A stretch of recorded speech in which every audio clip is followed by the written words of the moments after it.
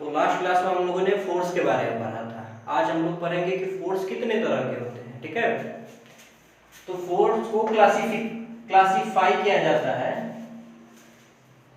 ठीक है, फोर्स को क्लासिफाई किया गया दो अलग तरह के फोर्सेस में। ये हो गया आपका first contact forces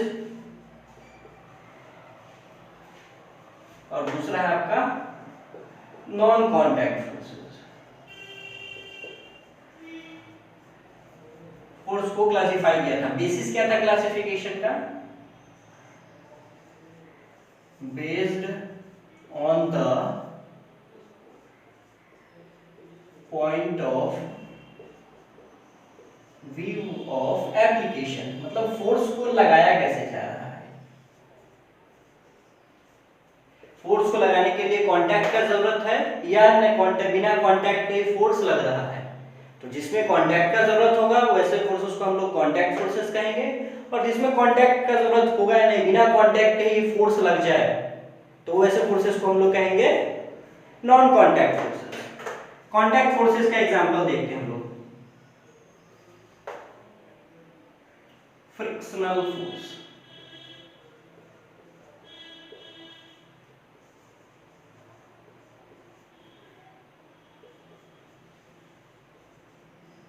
normal reaction,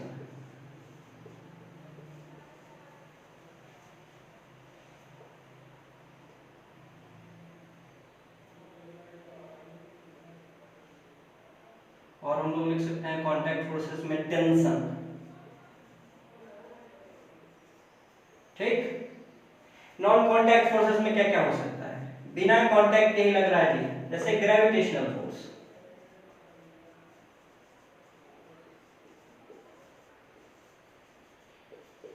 ठीक है, जैसे इस पेन पे अर्थ और इस पेन के बीच कोई कांटेक्ट नहीं है। ठीक है, लेकिन दोनों के बीच अभी भी ग्रेविटेशनल फोर्स लग रहा है।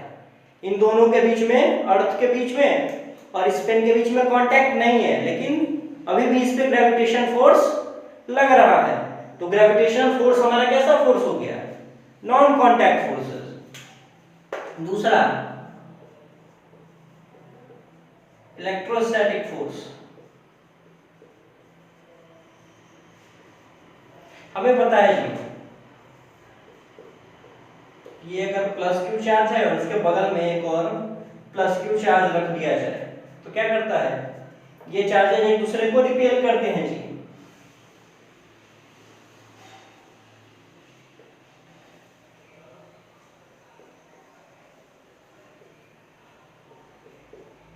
रिपेल करते हैं मतलब ये इस पे बाहर की तरफ फोर्स लगा रहा है और ये इस पे इधर फोर्स लगा रहा है।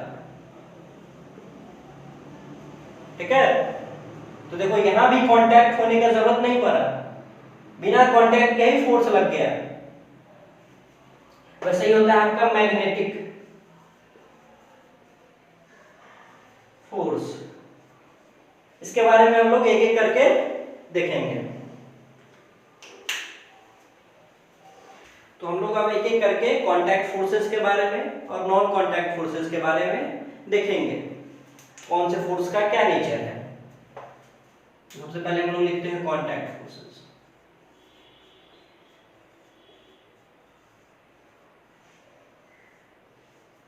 इसका डिफिनेशन हम लोग लिख सकते हैं, those forces which act on bodies due to their physical contact। वैसे फोर्सेस जिनको कांटेक्ट फोर्सेस, वैसे फोर्सेस होंगे जो कि बॉडीज पे लगेंगे जब फिजिकल कांटेक्ट में वो लोग, वो दोनों बॉडीज आए।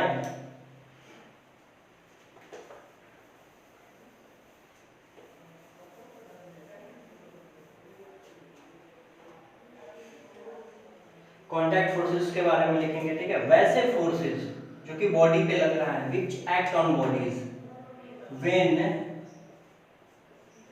दे are in physical contact with each other.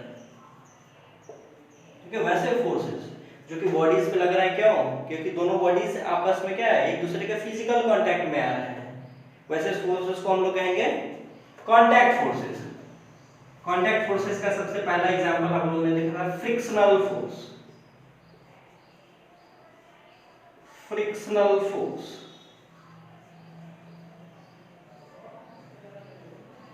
देखो, ये फ्रिक्शनल फोर्स के बारे में हम लोग आगे भी पढ़ेंगे, 11th में भी पढ़ना है। ठीक है, तो बेसिक जान लेते हैं इसके बारे में कि होता क्या है एक्चुअली में।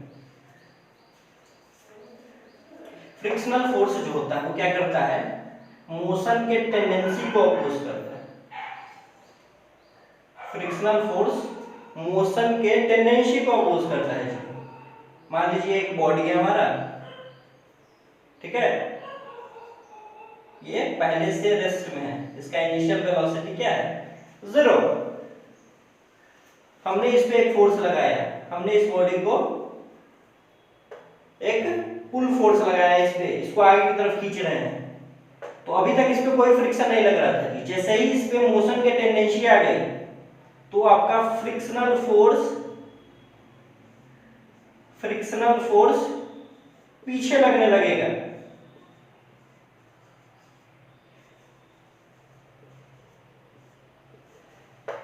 ठीक है,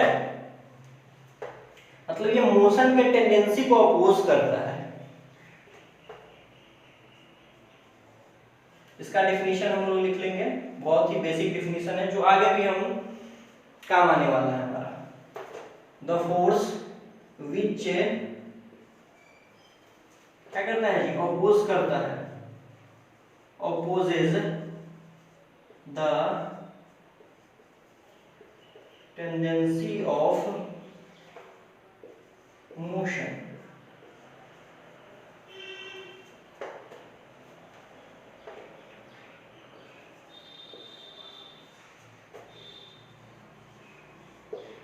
वैसा फोर्स जो कि मोशन की टेंडेंसी को अपोज करता है, ये मूव करने वाला था तो पीछे की तरफ लग जाएगा।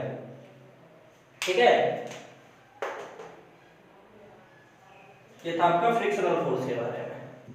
अब हमारा दूसरा फोर्स है कांटेक्ट फोर्सेस का ही दूसरा फोर्स है हमारे पास नॉर्मल रिएक्शन।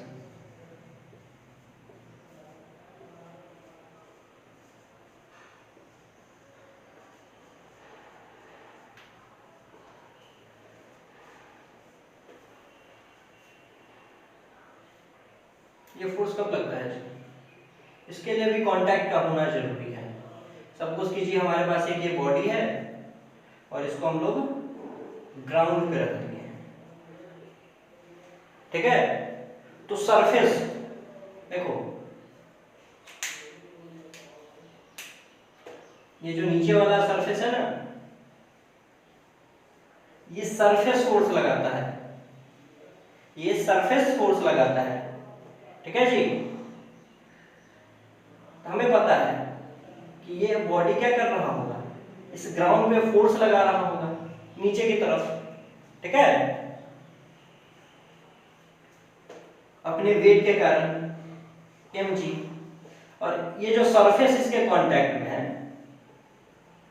ऑब्जेक्ट के कांटेक्ट में जो ग्राउंड वाला सरफेस है, वो सरफेस इस पे ऑब्जेक्ट के ऊपर फोर्स लगा रहा होगा।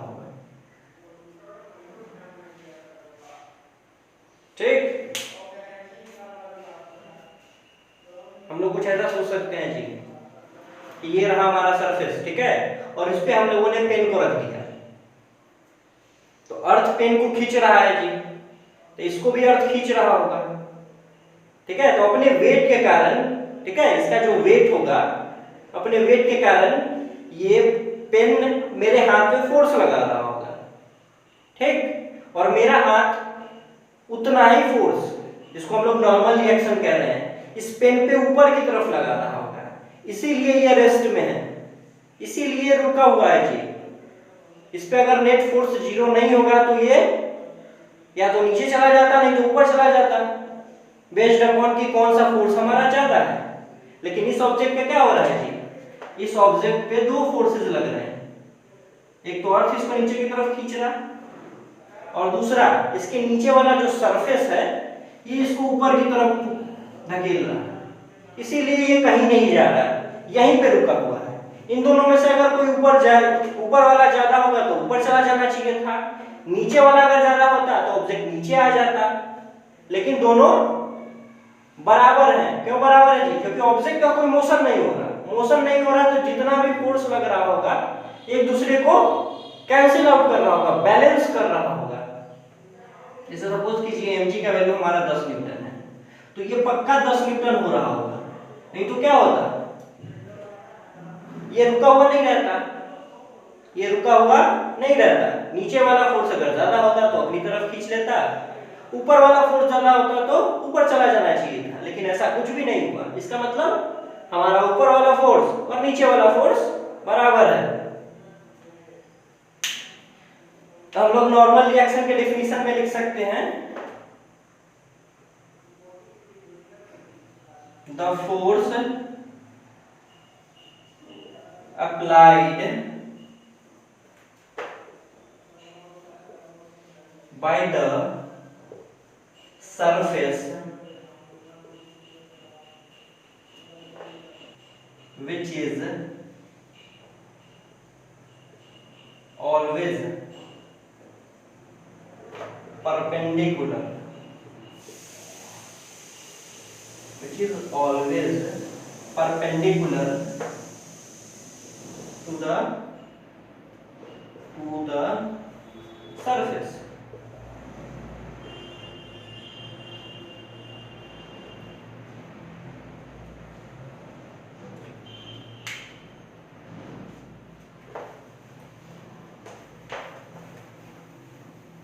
इसके बारे में हम लोग दो पॉइंट लिख सकते हैं जी, हमारा जो फोर्स होगा वो हमेशा सरफेस के परपेंडिकुलर होगा।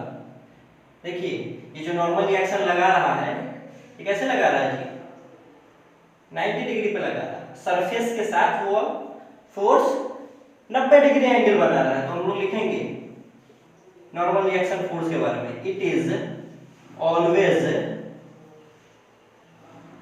It always acts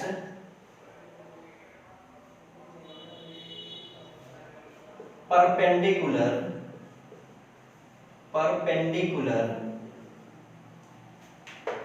to the surface। ये हमेशा सरफेस के परपेंडिकुलर लगेगा, ठीक है, ये हमेशा सरफेस के परपेंडिकुलर लगेगा। इसका एग्जांपल हम लोग देखेंगे कुछ देर बाद।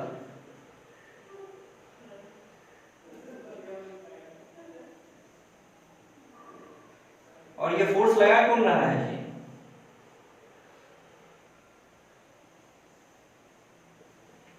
सरफेस ही फोर्स लगाएगा, जो सरफेस कांटेक्ट में होगा। जैसे ये सरफेस कांटेक्ट में था पेन के, तो मेरा हाथ वाला सरफेस इसके ऊपर फोर्स लगा रहा था,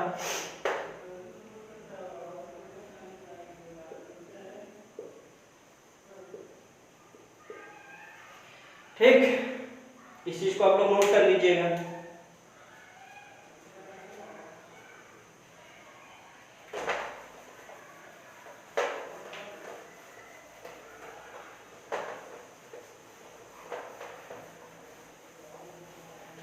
थोड़ा सा चीज ट्रिकी होगा, ध्यान दीजिएगा, ठीक है। अभी तक हमारा सरफेस क्या था, हॉरिजॉन्टल। अगर सरफेस हमारा, ठीक है, इसी एंगल पे हो जाए, मान लीजिए कि हमारा एंगल 30 डिग्री है, ये जो हमारा सरफेस है इसके ऊपर ऑब्जेक्ट को रखा गया है, कुछ ऐसे इसके ऊपर ऑब्जेक्ट को रखा गया है। तो कांटेक्ट सरफेस क्या है, ऑब्जेक्ट के साथ जो कांटेक्ट में है सरफेस, एक सरफेस में कांटेक्ट में है जी, ठीक है। तो ये सरफेस ऑब्जेक्ट के ऊपर परपेंडिकुलर टू द सरफेस, ठीक है, ये आपका सरफेस है, तो सरफेस से परपेंडिकुलर होना चाहिए ना जी।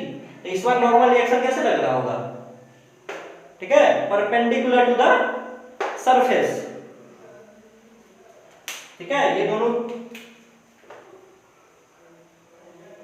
यहां हमारा सरफेस क्या था, यहाँ जो हमारा सरफेस था वो था हॉरिजॉन्टल, तो सरफेस हॉरिजॉन्टल, तो इस हॉरिजॉन्टल के परपेंडिकुलर हमारा नॉर्मल रिएक्शन कुछ ऐसे आ रहा था। ये सरफेस क्या किया, इस ऑब्जेक्ट पे हमारा फोर्स लगाया, ठीक।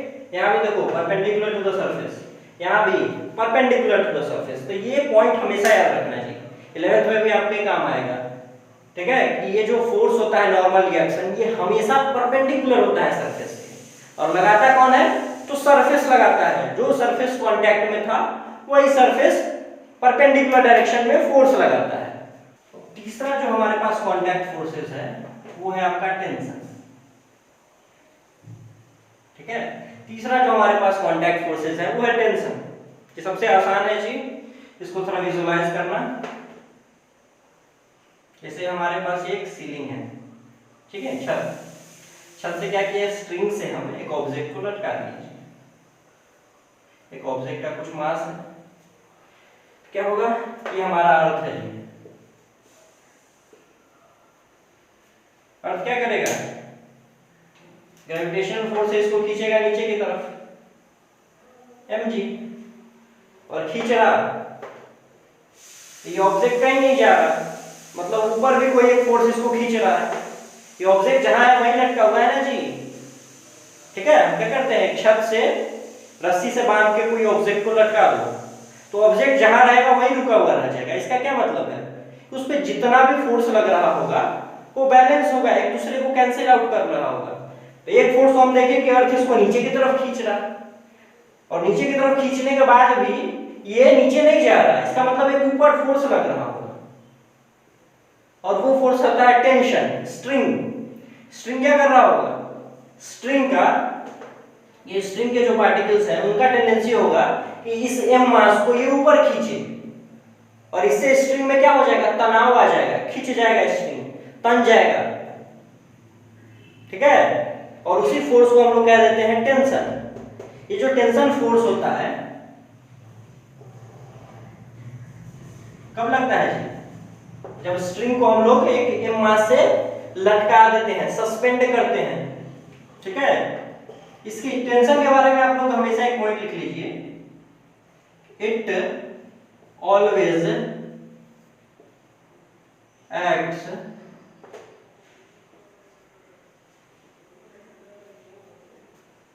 Outward from the body. Body से हमेशा बाहर की तरफ लगेगा जी,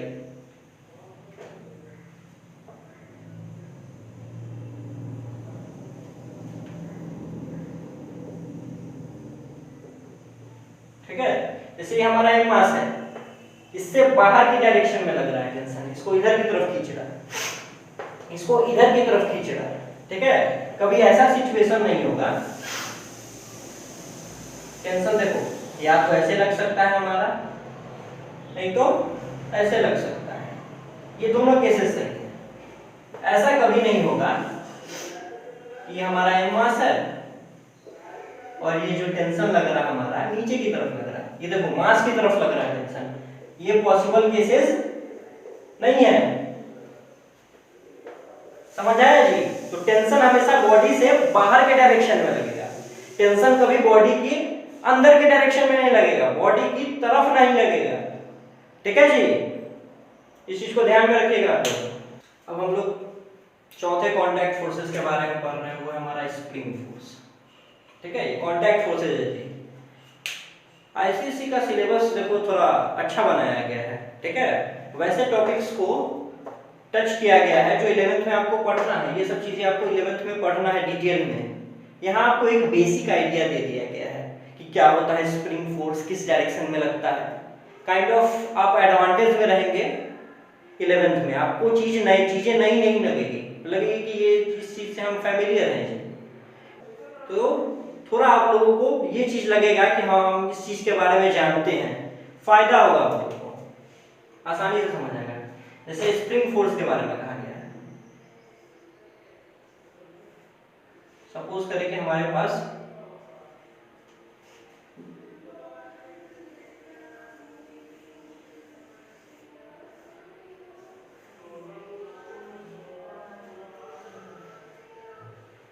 हम लोगों ने क्या किया है, दो मास को एक स्प्रिंग से कनेक्ट कर दिया है और स्प्रिंग अभी नेचुरल लेंथ में है। नेचुरल लेंथ कहने का मतलब है कि स्प्रिंग को हम लोगों ने अभी तक ना ही इलोंगेट किया है ना ही कंप्रेस किया है, ठीक है। नेचुरली स्प्रिंग जो उसका नॉर्मल लेंथ था पहले से, ना ही वो लमरा है ना ही वो दबा है, ठीक है, ये नेचुरल लेंथ में है। अब क्या किए हैं कि हम इधर से एक फोर्स लगा के इसको खींच रहे हैं F1 और इधर से फोर्स लगा के, ठीक है, जैसा सिचुएशन है जी, स्प्रिंग को हम लोगों ने लिया है और दो मास को कनेक्ट किया है और दोनों मास को खींच रहे हैं। अब क्या होगा, स्प्रिंग इलोंगेट करेगा, ठीक है, इलोंगेट कहने का मतलब है लमड़ जाएगा, ठीक है। तो तुमको फील होगा कि जैसे जैसे स्प्रिंग का लेंथ बढ़ता जा रहा है वैसे वैसे तुमको उसको इलोंगेट करने के लिए ज्यादा फोर्स लगाना पड़ रहा है। स्प्रिंग अगर कम इलोंगेट था तो आपको कम फोर्स नहीं खींच पा रहे थे स्प्रिंग को, लेकिन स्प्रिंग का लेंथ अगर ज्यादा हो गया है तो अब हमको ज्यादा फोर्स लगाना पड़ रहा है जी। इसका मतलब क्या, जितना ज्यादा इसमें इलोंगेशन आएगा उतना ज्यादा ऑपोजिट फोर्स होगा। मतलब इस स्प्रिंग भी जो हमारा है, स्प्रिंग जो है अंदर की तरफ फोर्स लगा रहा होगा, समझ आया। हम जब बाहर की तरफ फोर्स लगा रहे हैं तो स्प्रिंग हमारा अंदर की तरफ फोर्स लगा रहा है और वो फोर्स क्या है जी, ऑपोज कर रहा है m1 के मोशन को भी और m2 के मोशन को भी। ये चाह रहा है कि स्प्रिंग को खींच ले, वापस से नेचुरल लेंथ में ले आए,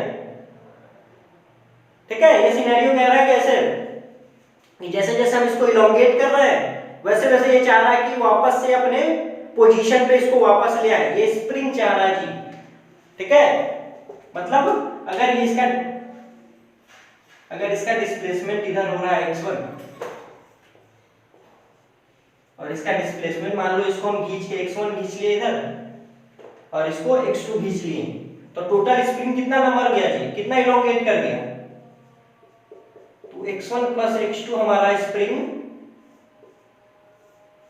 इलोंगेट कर गया होगा जी, क्योंकि इसको हम x1 इधर लेके आए हैं और इस m2 को x2 लेके गए हैं उधर, तो हमारा spring total x1 plus x2 elongate हो गया होगा, ठीक है।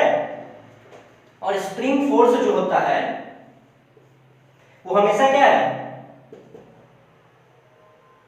ऐसे लगे, इस डायरेक्शन में लगेगा कि स्प्रिंग अपना नेचुरल लेंथ में आना चाहिए, वैसा लेंथ जब उस पर कोई तनाव नहीं था इनिशियली। देखो क्या हुआ, ये इनिशियल केस था हम लोगों के पास जब कोई फोर्सेस नहीं लग रहे थे,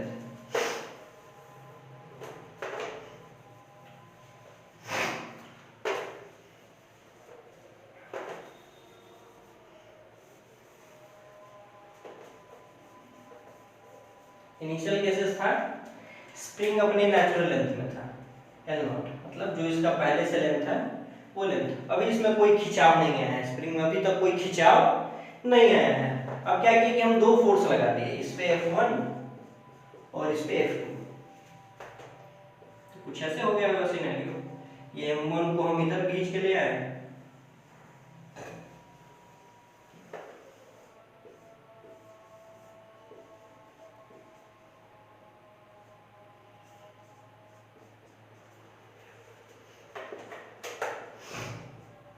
ठीक है। देखो आपका ये स्प्रिंग क्या हो गया, इलोंगेट हो गया।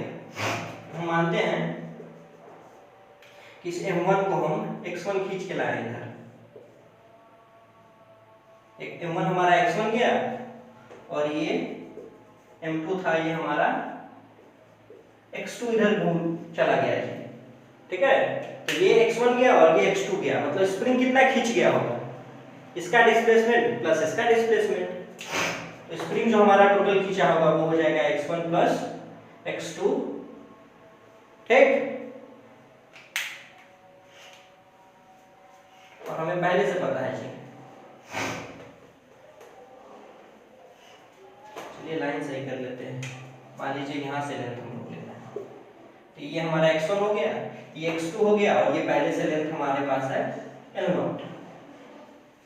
तो स्प्रिंग में देखो, स्प्रिंग में खिंचाव कितना आया, एक्स्ट्रा x1 ये है और ये x2, तो स्प्रिंग में आपका खिंचाव आ गया x1 प्लस x2, पहले से इतना ज्यादा खिंचाव आ गया।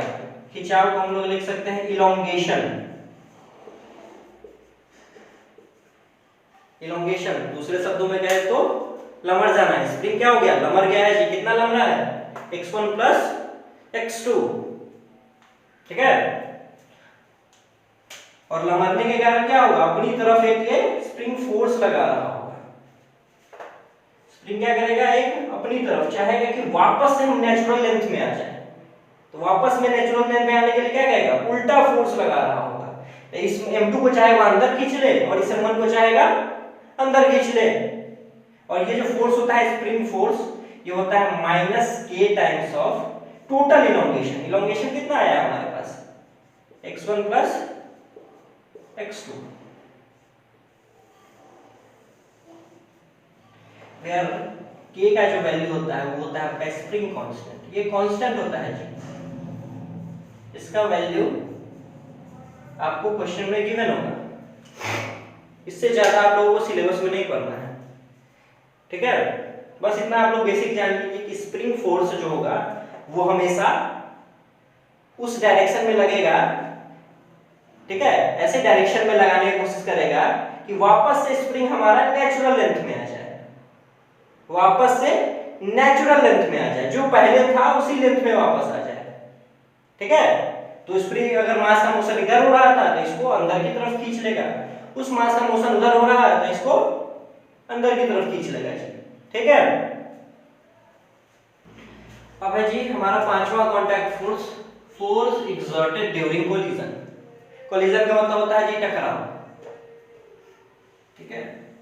तो हमारा दो ऑब्जेक्ट है, ये ऑब्जेक्ट 1 है हमारा, ये ऑब्जेक्ट 2 है। ये इसकी तरफ v1 वेलोसिटी से आ रहा और ये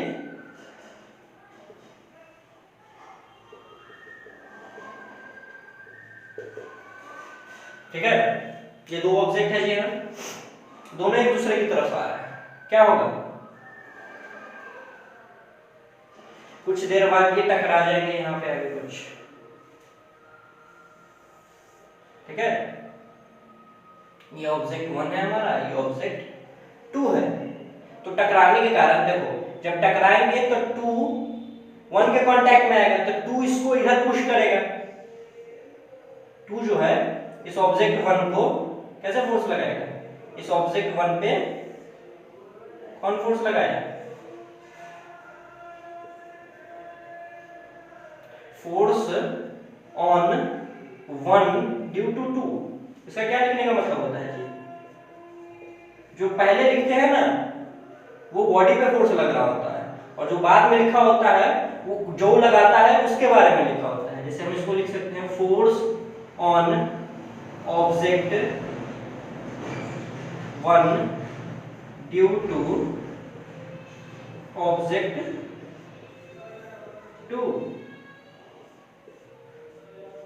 समझ आया जी, ये क्या लिखा हुआ है, 1 पे ऑब्जेक्ट 2 कितना फोर्स लगाया है ये लिखा हुआ है जी।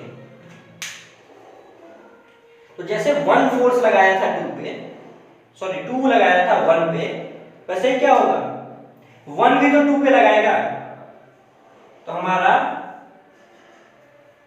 ये 1 2 पे फोर्स लगाएगा, तो force applied on 2 due to 1। 2 पे फोर्स लग रहा है 1 के कारण, यानी 1 लगा रहा है, इसको हम क्या लिख सकते हैं, force on object 2 due to object 1। ये लिखने का तरीका है जी, समझ आया।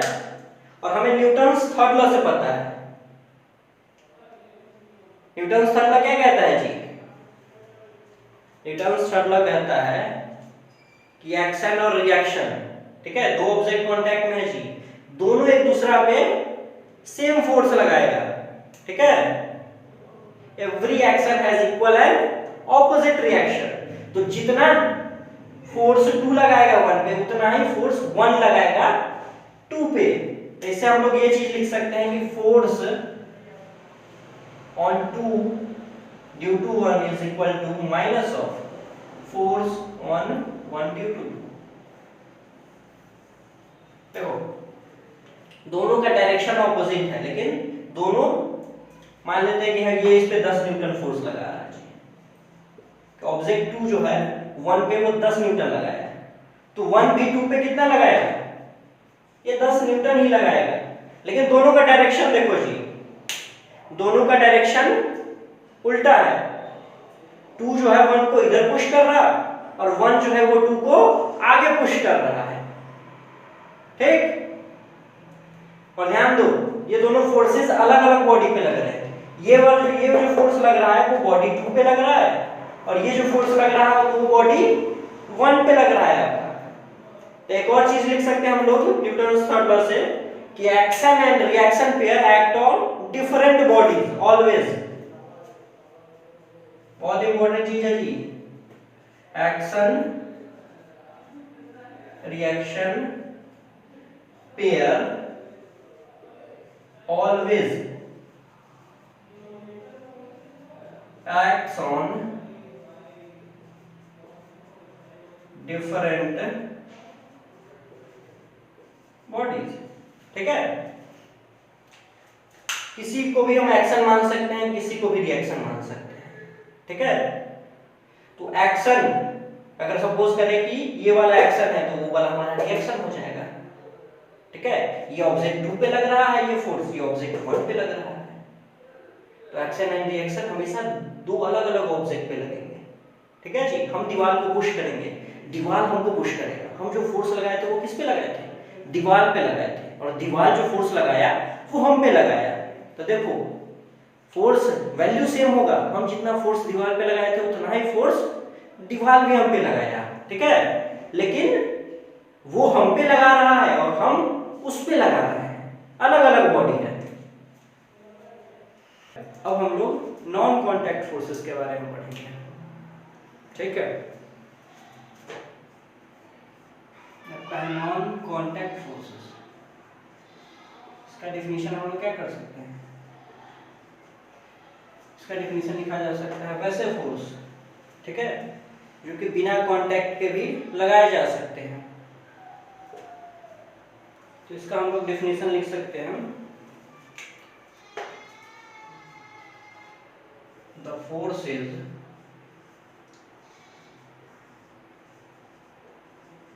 experienced by the bodies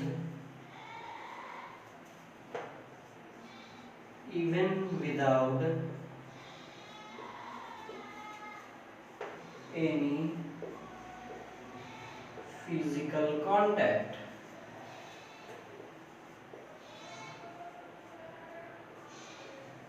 are called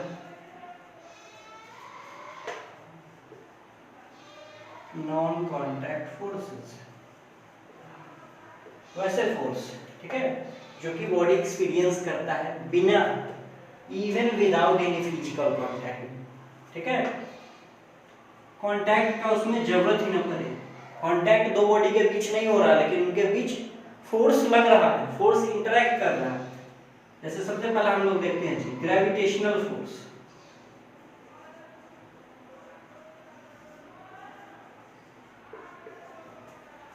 electrostatic force,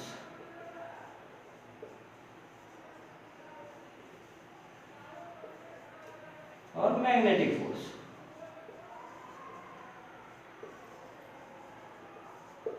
ठीक है।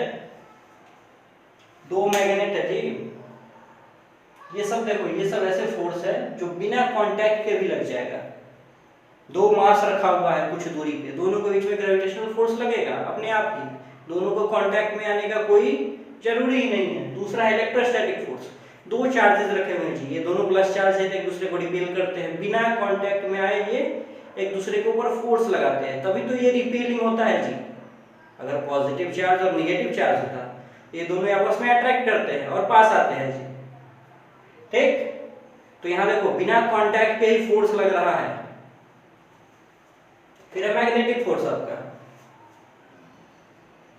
सबसे पहला हमारा नॉन कांटेक्ट फोर्सेस में आता है ग्रेविटेशनल फोर्स। ठीक है, क्लास 9 में हम लोग ग्रेविटेशनल फोर्स के बारे में पढ़ रखे हैं।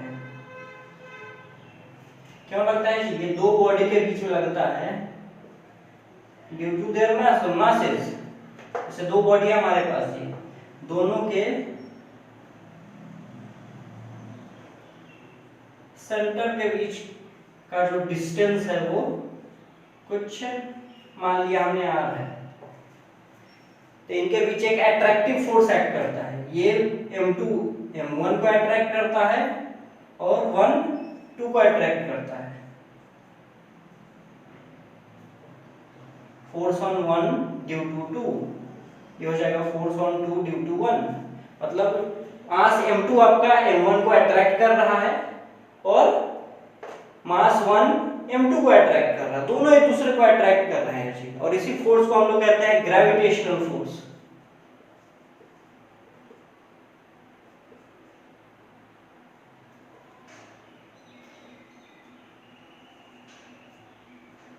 और न्यूटन्स थर्ड लॉ से जी ये चीज यहां भी वैलिड होगा कि अगर इसको ये फोर्स से अट्रैक्ट कर रहा है तो ये भी उतना ही फोर्स से इसको अपनी तरफ खींचेगा।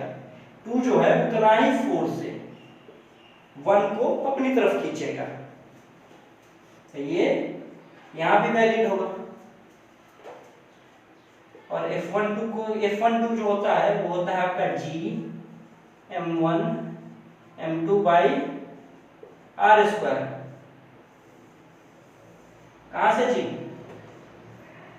ये हम लोगों ने पढ़ा था universal law of gravitation.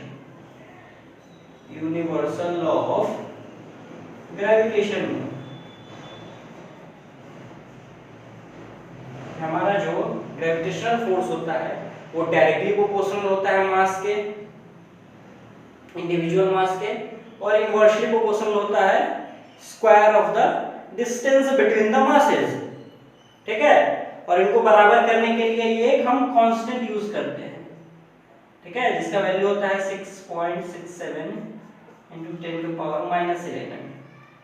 Unit इसका लिखोगे तो क्या आ जाएगा? Newton metre square upon kg square. ये आपका कांस्टेंट होता है जी। इसको हम लोग कहते हैं यूनिवर्सल ग्रेविटेशन कांस्टेंट। ठीक है जी, ये ग्रेविटेशन देखो, मास m1 m2 दोनों कांटेक्ट में नहीं है, फिर भी एक दूसरे पे फोर्स लगा रहे हैं। मास m1 m2 को अपनी तरफ खींच रहा और m2 m1 को अपनी तरफ खींच रहा, तो बिना कांटेक्ट में एक दूसरे के ऊपर फोर्स लग रहा है। इसीलिए ये आपका किस तरह का फोर्स हो गया? Non contact forces.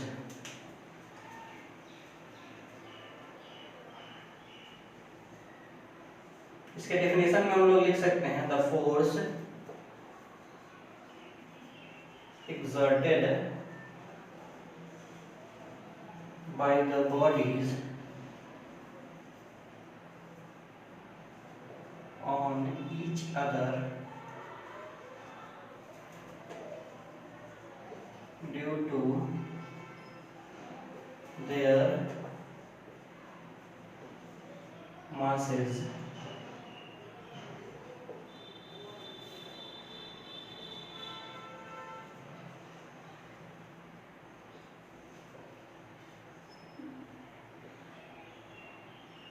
Gravitational force. और ये फोर्स जो होता है हम लोग कह सकते हैं कि हमेशा अट्रैक्टिव नेचर का होता है, द अट्रैक्टिव फोर्स। हम लोग कहेंगे कि हमारा अट्रैक्टिव फोर्स होगा, हमेशा अट्रैक्टिव नेचर का होता है जी। ग्रेविटेशनल फोर्स का एग्जांपल एक और चीज हम लोग देख सकते हैं। सपोज कीजिए हमारा अर्थ है, ठीक है, और एक m मास के ऑब्जेक्ट को हम लोग छोड़ दिए, क्या होगा? और इसको अपनी तरफ खींच रहा है F फोर्स से, that is g mass of object into mass of earth by r square.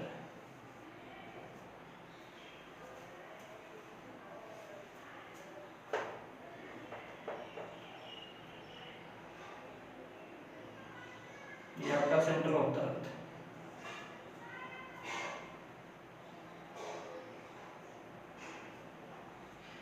समझ आया जी।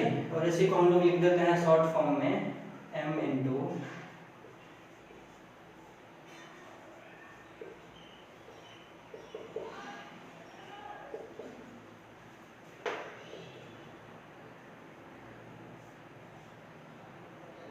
इफ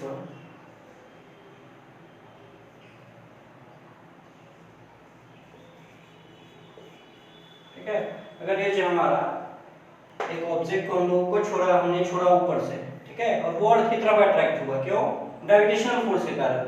और ग्रेविटेशनल फोर्स का वैल्यू हम लोग जानते हैं g product of their masses divided by distance between their centres.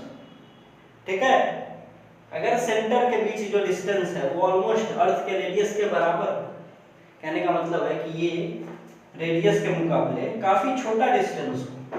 अर्थ का रेडियस काफी बड़ा होता है जी। अर्थ का जो रेडियस होता है हमारा वो ऑलमोस्ट 6400 किलोमीटर होता है। ठीक है, तो अर्थ के रेडियस के मुकाबले अगर ये हाइट काफी छोटा है, सपोज करें कि ये हमारा h हाइट है, तो हम जूम कर रहे हैं कि इफ h इज बहुत छोटा है तो क्या होगा, हमारा ये पूरे r का वैल्यू और r का वैल्यू ऑलमोस्ट इक्वल होगा। और ऑलमोस्ट इक्वल होगा तो हम इसको ऐसे लिख सकते हैं, और इसी को हम लोग स्मॉल g लिखते हैं। इसको हम लोग एक्सेलरेशन ड्यू टू ग्रेविटी भी कहते हैं। तो ये कुछ इतने फोर्स से इस ऑब्जेक्ट को खींच रहा है और इसीलिए ऑब्जेक्ट ये नीचे आ जाता है। ठीक है, एक्चुअली में अर्थ भी ऊपर की तरफ अट्रैक्ट होता है जी, लेकिन अर्थ का मास बहुत ज्यादा है इसीलिए अर्थ का मोशन नहीं होता है। लेकिन इसका मास छोटा है तो इसका मोशन आसानी से हो जाता है, तो इसीलिए हमें लगता है कि ये छोटा का मास नीचे आ गया है। दूसरा जो नॉन कांटेक्ट फोर्सेस हम लोग पढ़ने वाले हैं वो आपका इलेक्ट्रोस्टैटिक फोर्स।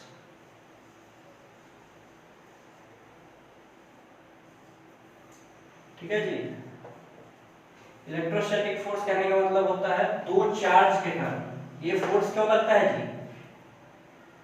ठीक है, दो बॉडी जब चार्ज होंगे तब ये फोर्स लगेगा, ड्यू टू चार्जेस। चार्ज के कारण ये फोर्स लगेगा जी। हम लोग चार्ज की प्रॉपर्टी जानते हैं जी, like charges repel each other and unlike charges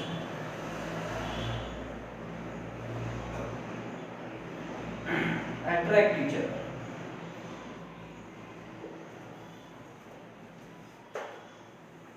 हमने एक प्लस चार्ज लिया, फिर दूसरा प्लस चार्ज लिया। ठीक है, इन दोनों चार्ज के बीच कुछ डिस्टेंस है, सेपरेशन है। ये दोनों चार्जेस क्या है, सेपरेटेड है जी। तो हमें पता है कि दो पॉजिटिव चार्ज है, ये क्या करेंगे, ये पहला चार्ज दूसरे चार्ज को बाहर की तरफ पुश करेगा, और ये जो दूसरा चार्ज है ये पहले चार्ज को बाहर की तरफ पुश करेगा। और हम लोग इसी को कह देते हैं कि two like charges repel each other. तो पुश किया जी तो फोर्स लगाया होगा,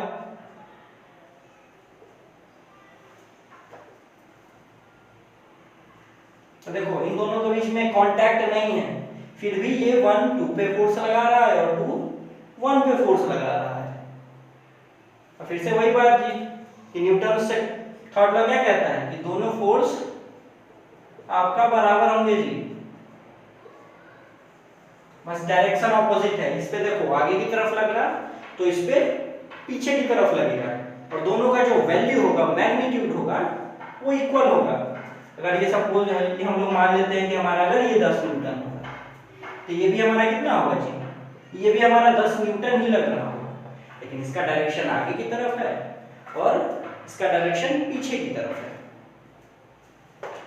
और इसका मैग्नीट्यूड हम लोग इस फॉर्मूला से निकालते हैं, K Q1 Q2 upon R square. ठीक है, ये जो मैग्नीट्यूड होगा फोर्स का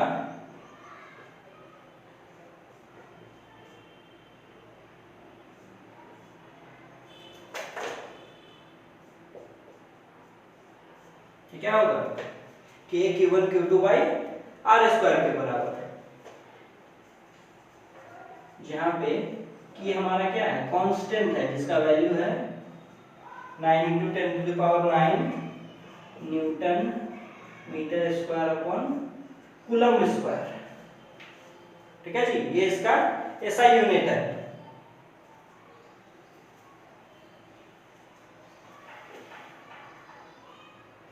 कि कांस्टेंट है हमारा, जैसे यूनिवर्सल लॉ ऑफ ग्रेविटेशन में हम लोग पढ़े थे कि F बराबर क्या होता था G m1 m2 upon r square होता था। देखो सेम वैसा ही है, G के जगह यहाँ पे K है, वहां मास था तो यहाँ चार्ज है, और r is the separation between the charges. Almost एक जैसा फॉर्मूला है जी, और दोनों कैसे नेचर का है, नॉन कांटेक्ट नेचर का है। कांटेक्ट होने की जरूरत ही नहीं, बिना कांटेक्ट हुए ही क्या कर रहा है एक दूसरे के ऊपर फोर्स लगा दे रहा है। और उस फोर्स का वैल्यू भी हम लोगों ने देख लिया कि निकाल सकते हैं। हम लोग K का वैल्यू रखेंगे यहाँ पे, चार्ज अगर दिया हुआ है हमारे पास, चार्ज अगर हमें गिवन हो, सपोज करो ये 1 कूलम चार्ज है और ये 2 कूलम चार्ज है, तो यहाँ पे हम चार्जेस का वैल्यू रखेंगे। इनके बीच जो डिस्टेंस है मान लो 2 सेंटीमीटर दिया हुआ है, इसको मीटर में यहाँ रखेंगे r की जगह पे, और निकाल लेंगे कि एक दूसरे पे ये लोग ये चार्जेस कितना फोर्स लगा रहे हैं। क्या होता जी अगर हमारा एक चार्ज अगर पॉजिटिव नेचर का होता और दूसरा चार्ज नेगेटिव नेचर का होता, तो हमें पता है जी दो ऑपोजिट चार्जेस क्या करते हैं, अट्रैक्ट करते हैं। ठीक है, तो ये इसको अपनी तरफ अट्रैक्ट करता है, और ये 1 आपका 2 को अपनी तरफ अट्रैक्ट करता है। और इस फोर्स को हम लोग लिख सकते हैं फोर्स ऑन 1 ड्यू टू 2, और ये हो जाएगा force on 2 due to 1। Same चीज, ये दोनों फोर्स इक्वल होंगे, बस इनका डायरेक्शन क्या रहेगा, इनका डायरेक्शन ऑपोजिट होगा। और फिर से इन दोनों का जो वैल्यू होगा वो सेम होगा, और वो वैल्यू कितना होगा जी, जब हम लोग उस वैल्यू की बात करेंगे, मॉड लगा देने का मतलब होता है कि दोनों का बस वैल्यू देख रहे हैं हम लोग। इन दोनों का जो मैग्नीट्यूड होगा, वैल्यू होगा, वो इक्वल ही होगा, and that will be given by Q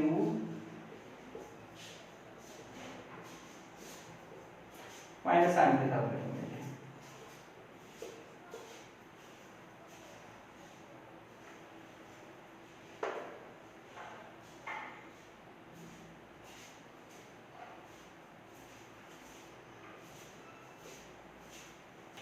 और जो तीसरा हम लोग नॉन कांटेक्ट फोर्सेस जो देखेंगे, ठीक है, तीसरा जो नॉन कांटेक्ट फोर्सेस हम लोग देखेंगे वो होगा आपका मैग्नेटिक फोर्स। और ये भी क्या है,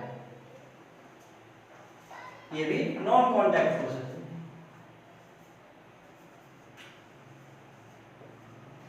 तीसरा जो है वो है मैग्नेटिक फोर्स। मैग्नेटिक फोर्स का प्रॉपर्टी हमें पता है, एक मैग्नेट का क्या प्रॉपर्टी होता है, like poles repel each other and unlike poles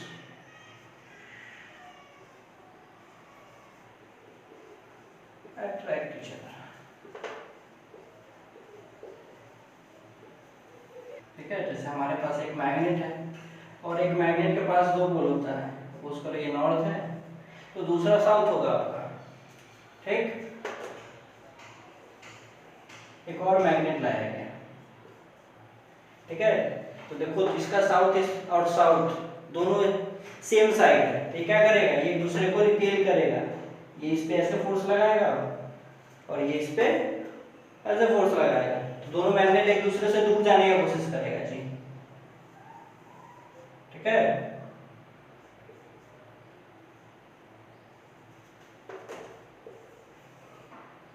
फिर से वही चीज होगा, नॉर्थ पोल और नॉर्थ पोल ये तो एक दूसरे को क्या करेंगे, रिपेल करेंगे, दूर फेंकने का प्रयास करेंगे, ये इस पे बाहर की तरफ फोर्स लगाएगा और ये मैग्नेट इस पे बाहर की तरफ फोर्स लगाएगा, तो दोनों एक दूसरे से दूर जाना चाहेंगे। इन दोनों केस में आपका हो जाएगा रिपल्सन। अगर हम लोग मैग्नेट के अनलाइक पोल्स को जैसे साउथ को नॉर्थ के सामने लाते हैं, यहाँ क्या होगा जी, अट्रैक्शन होगा, यहाँ होगा अट्रैक्शन, ये इसको अपनी तरफ खींचेगा।